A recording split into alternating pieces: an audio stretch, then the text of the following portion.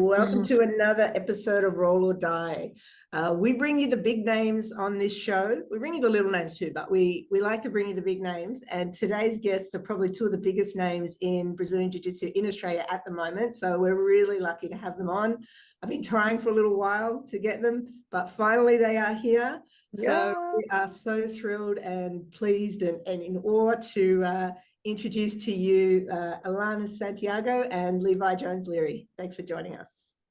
Yay, hi. Hi, thank you so much for having us. All right, happy well, I just want to cut straight to the chase, and I want to know where Xanadu comes from, man, because there's something, your nickname, Xanadu, right? Like, I grew up in I was born in 1973, right? So, like, I was like 10, this movie came out, Xanadu, and it was like this. The movie was a flop. The soundtrack was a massive hit. I think it was in the 70s, that movie, yeah? It released in the box office. I've got it up in front of me, the Wikipedia. 1980 was when it dropped. When that, okay.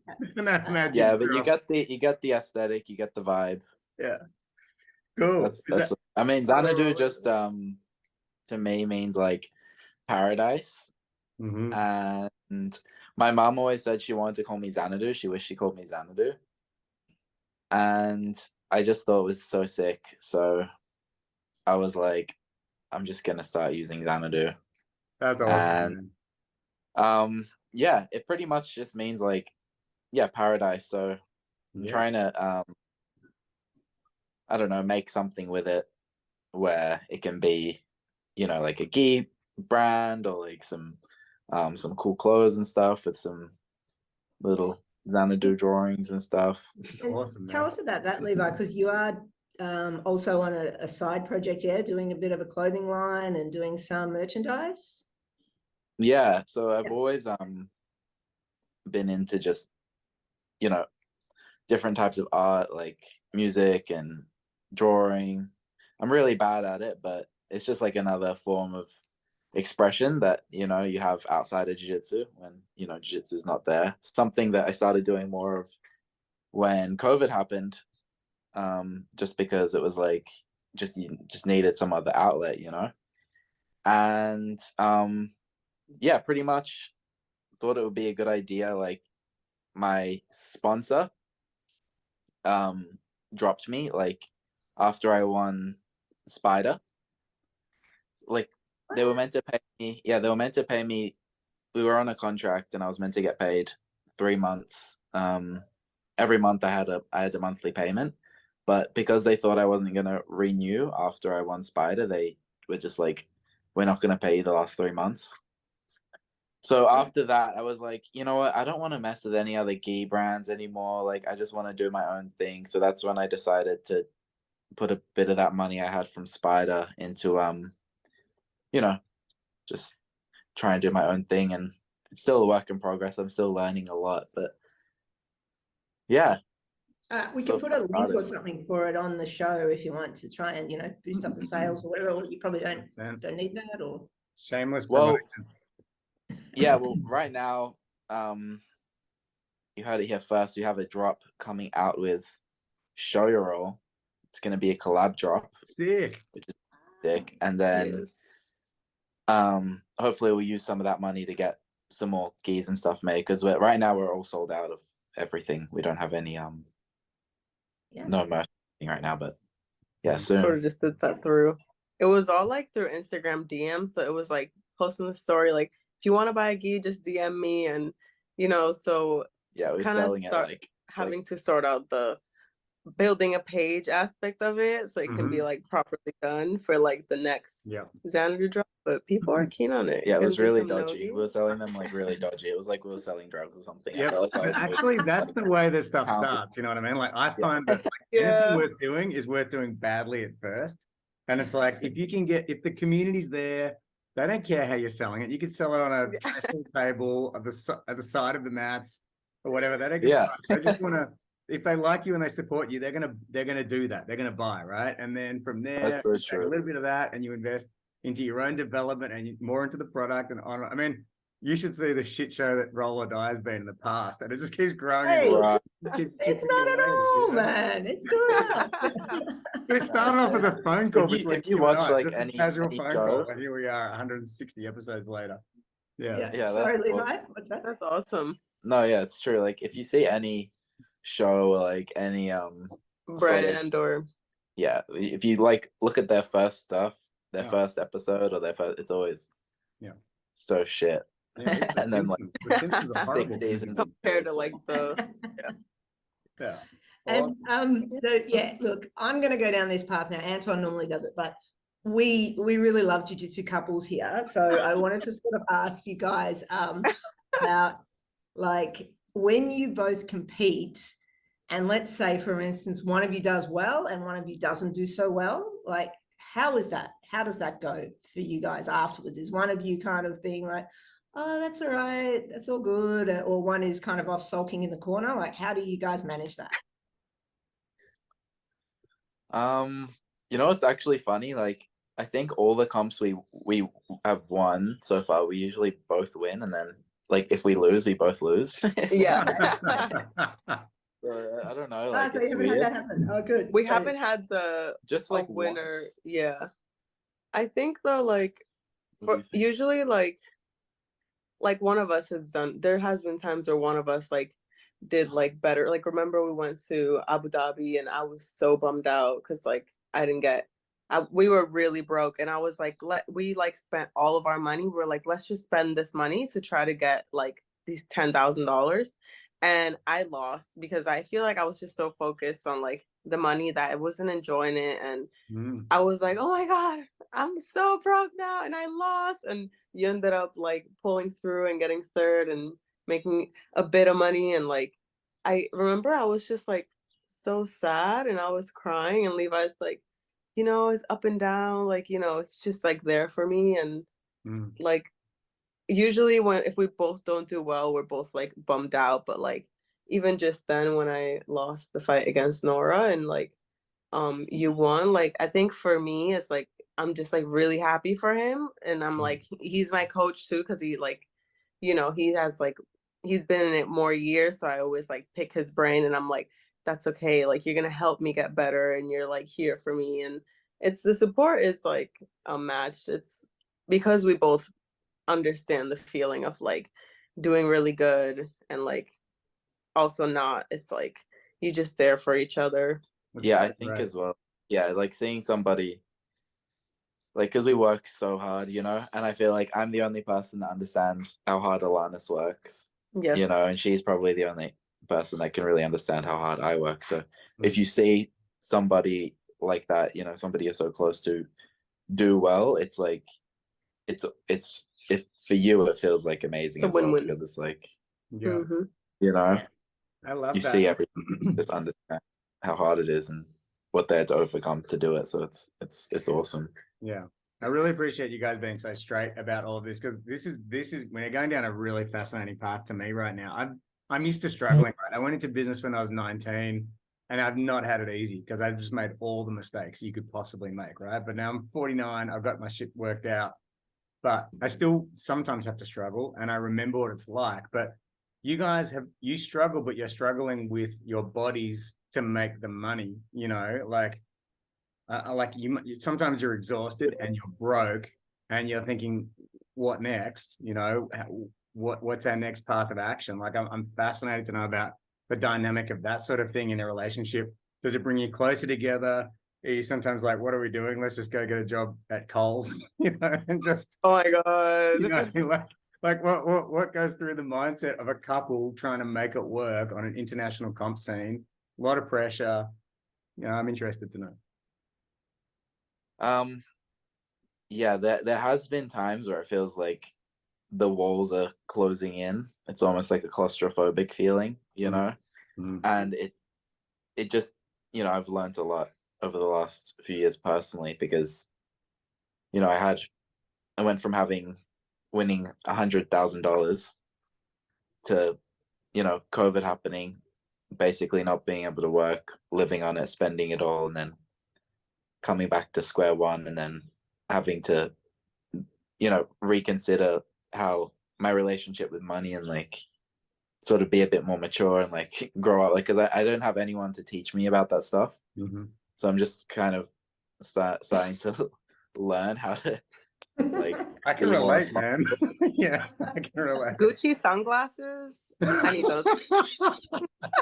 just buying like dumb shit. Like When your name's His favorite Xanadu, you got to line look the is, part. I'm telling you now, you got to look the part. Yeah. Yeah. you gotta spend money, make money. That's his favorite line. That's like, I love using like you gotta spend money to make money, but just in completely out of context, just like making like just buying. Yeah. it's like, yeah, so like before when Levi and I, we were like friends for like a couple years before we like got into a relationship, and it was super platonic. Like I was like, oh no, like me and Levi are just like best friends. Like, and he'd say the same thing, like, no, that's my best friend. So like we both kind of saw each other go through a lot of like, he was like focused on jiu-jitsu. He's like, no, I'm doing this. This is all I'm doing. And I was like, when I moved to New York, I was like purple belt. I worked at Whole Foods for a bit, and I had like sort of like little side jobs, but I always like ended up like quitting because it was taking some like even like just an hour away from my jiu-jitsu. I'd be like, no, this isn't gonna work. So I just like leave my job every time. And when we started going out and stuff, it was kind of the same, where I was like, maybe I should have like a little side hustle, because it's like in jiu-jitsu, I feel like you need a lot of patience to where you can like make it up to where you can start making money at the professional level, like which is like black belt or brown belt too, but mostly black belt. Like people, you're like more credible. People really hire you for like seminars, teaching, etc. So, Levi would always be like, no, it's okay. Like you don't invest your energy into that. Like keep your energy where you really want it to be. Because like I decided I wanted to do jiu-jitsu like when I was 16. And it's like I kept putting some energy into other areas, trying to find stability and like just being like, oh, I don't want to go like fully broke. But really, it's been more rewarding just like putting all my energy just into jiu-jitsu and not really worrying about the financial aspect, Amazing. Yeah. Yeah. I think it makes it easier as well. Like when you're pretty clear cut on what your goal is, like for me, the last however many years, just like, okay, I know my only goal is just black belt world champion, so everything I do is just sort of catered towards that, even if I don't have any money, it's like that's not really in the picture. So it's like, what do I have to do with this? Like, do I have to make this much money to, set myself up to win this, or like whatever. So it really helps that that's also Alanis's goal as well. Like that's also her what she's striving for as well. So we're always sort of on the same page, same mindset, like what we have to do every day. Like, so it's easy like that, we have the same priorities. I don't know if I could like I was in a relationship before me and Alanis were together. I was sort of just, I don't know. I think deep down I really always wanted to be with Alanis, but like you were typically saying we're platonic. Exactly. So that's tea. But they didn't do jiu-jitsu, and it was like really hard. Like it it's the same for me. Didn't work. Like, yeah, similar thing. I was in a relationship as well, and it was like different, where like if I did well and that person, they didn't really want, they were kind of confused, as they still compete in jiu-jitsu, but they didn't really want it. Like, when you want it, you just fucking do it. And if I did well and they didn't do well, they couldn't be happy for me. And even like, their mom would be like, oh, well, of course he's jealous because like you do so well. And I used to be like, wow. But like you could do well, maybe if you trained, like, So we both sort of had that. We were both in that situation where it was like, the other person didn't understand. And it's like, we still get like frustrated about like, you know, jiu-jitsu, because it is like a hard thing, and it's like, you know, every comp just means so much, but at the end of the day, it's like knowing you have that support, and like people are gonna love you no matter what for like who you are, and not like what you win. It's like that's where, and yeah, I love fashion too. Levi loves fashion, like, you know, trying to sort of like, I always wear a bandana. I don't have one on right now, but like I'm hoping to like, you know, release my own bandanas with my own design and everything. So that's something that like I'm looking to do, and you know, feel like we have a lot in common. So great, guys. I love you both. You're awesome. Thank you for sharing that. Thank you. Amazing. I like you guys rock. Holy shit. Thank you. So you guys compete under Unity, and you're training at the moment at Absolute MMA in Melbourne. So you've come to Melbourne. Like, what's that been like for you? How does that compare? Like, how does Australian Jiu-Jitsu compare to what's going on over in the States? I've heard that Lachlan Giles guy's okay. I've heard he's okay. He's really good. I think like so, you know, being in New York, obviously, training under Marlo Santana was, you know, really, really great. Like, I've learned so much from Marlo.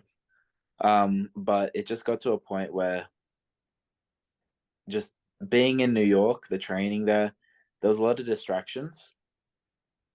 And it was honestly just difficult to like live this focused lifestyle of just only focusing on training and nothing else is sort of distracting you. And, you know, it's getting a bit burnt out emotionally and physically there. So also just really expensive, and we weren't actually working there as well. Like, all the time we would work would be outside of New York, so we'd fly to a different city and do like seminars or something there, or compete or something like that. And then eventually we were just like, this isn't, it felt like we weren't performing at our best, you know. So I was like, look, let's go to Australia, see what you think, try it out for a bit.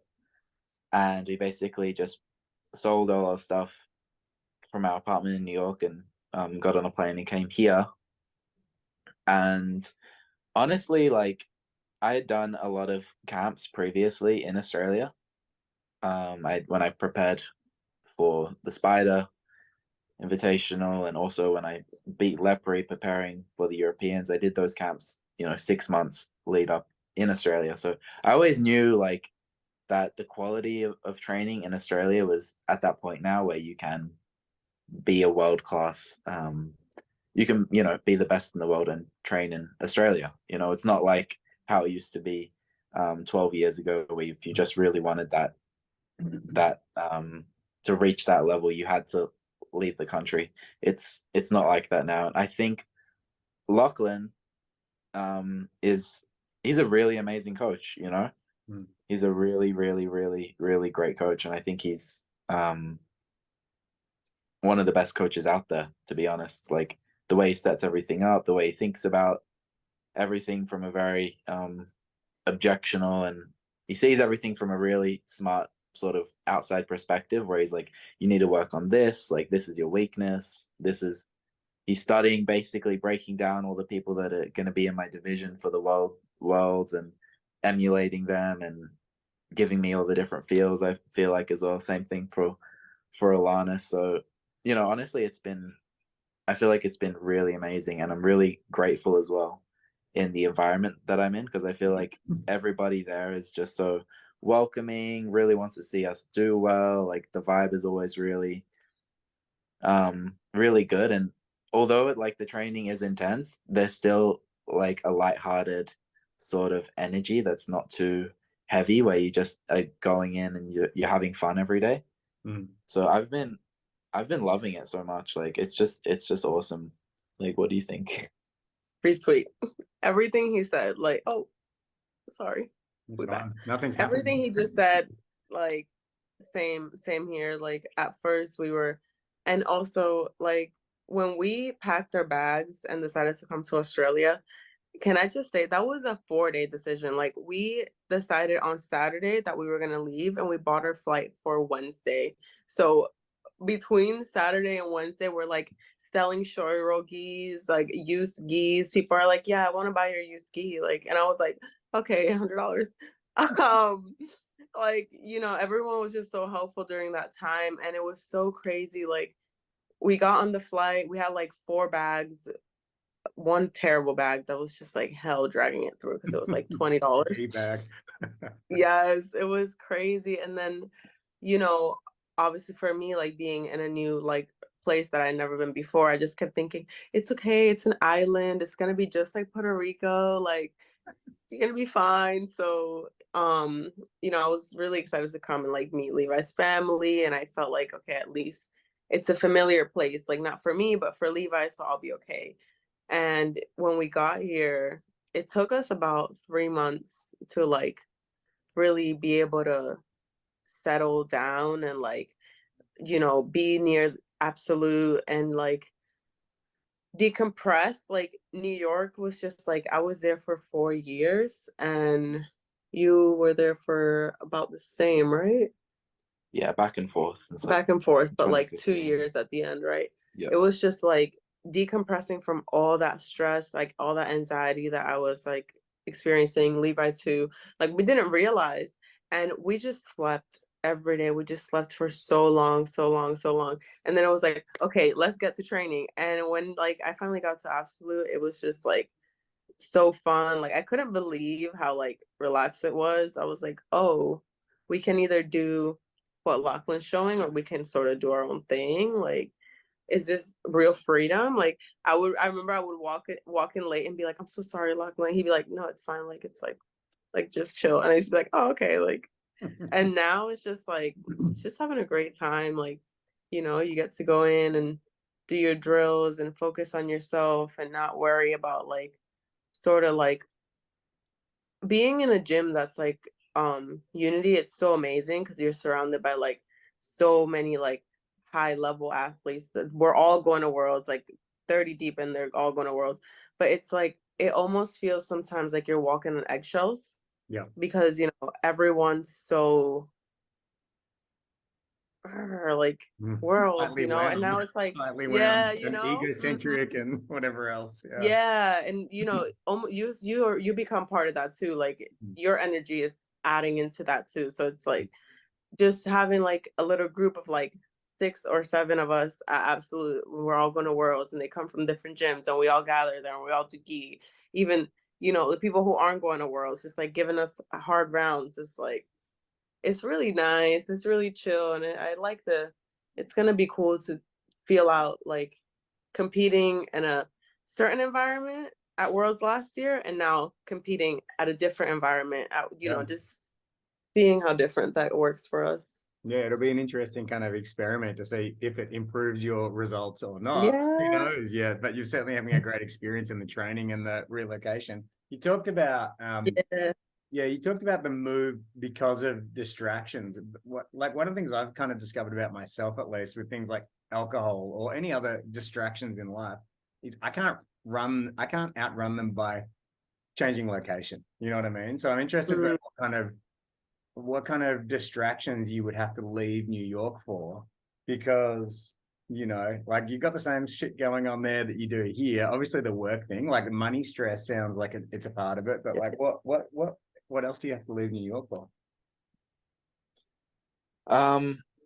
It's more like it was more just the distractions with just the certain like vibe at the gym, you know. Got it. It was like the main thing. It was like you couldn't focus in the gym, like in jiu-jitsu while training, you know. Makes sense. Yeah, changing gyms. Yeah, totally get that, man. Gym culture is everything, isn't it? It's so important. We've really seen that over the years of talking to people out of different gyms. Yeah.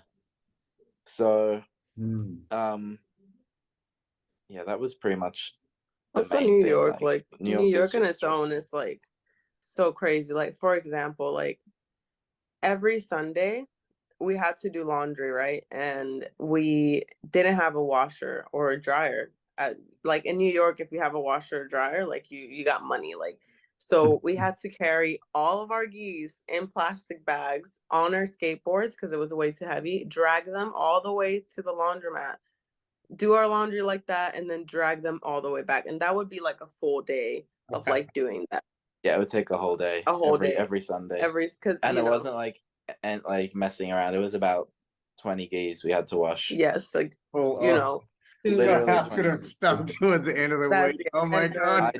I'd use 10 gis in a week. Alanis would use 10 gis in a week, and then we'd have to and then on top of that would be like the commute to the gym. So it'd be like, okay, you don't live in Manhattan, because Manhattan's like you're either living in a box or, some shitty place. So, we lived in Brooklyn, which was like you had to take the train into Manhattan. And in Brooklyn, you get better places, better worth for your money and stuff. And it's a nicer place overall. But it's like every single day you're on the train, you're worried. You're worried about so many potential threats around you.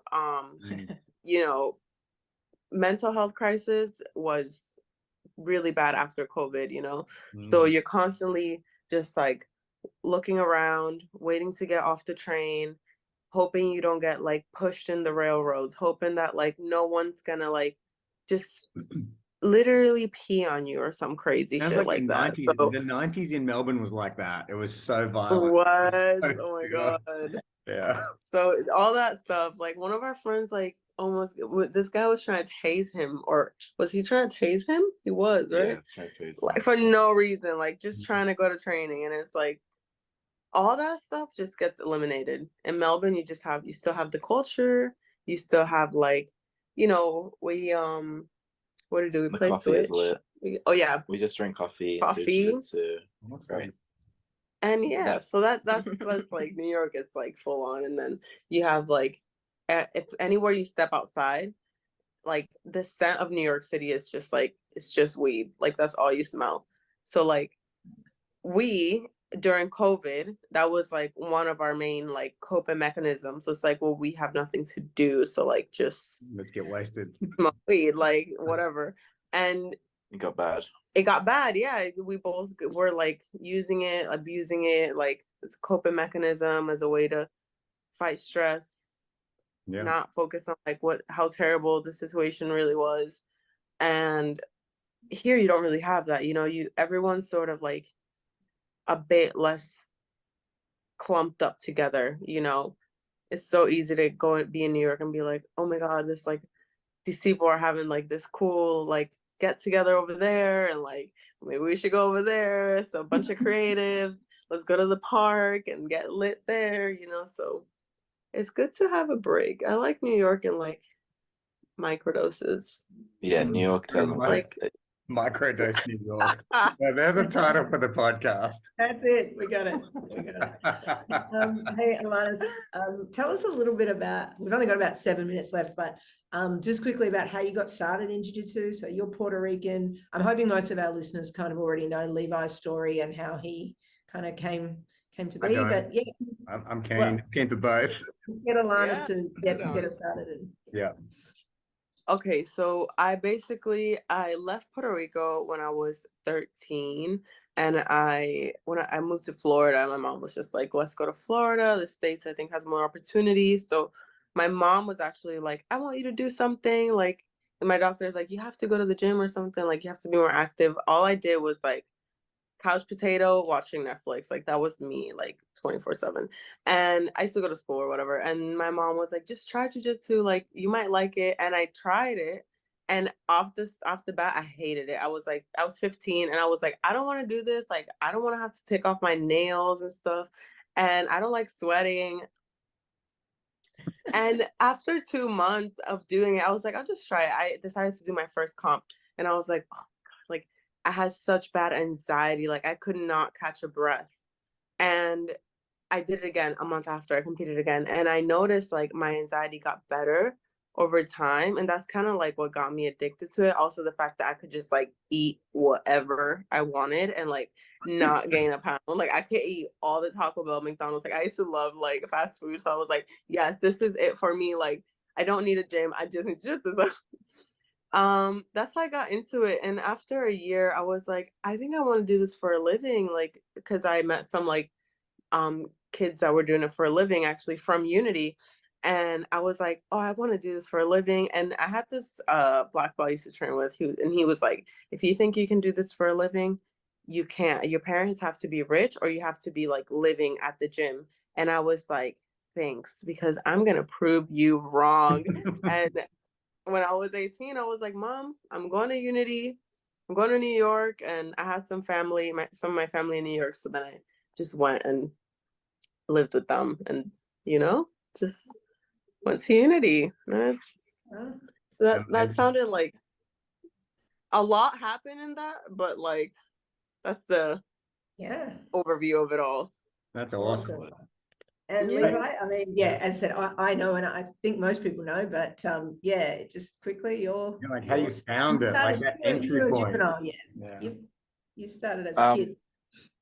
Yeah, I just there was like a social project that took the kids out of year 9. It was called Links to Learning. They took 10 of like the naughtiest kids out of the kids that were just doing the shittest, and I happened to be one of them.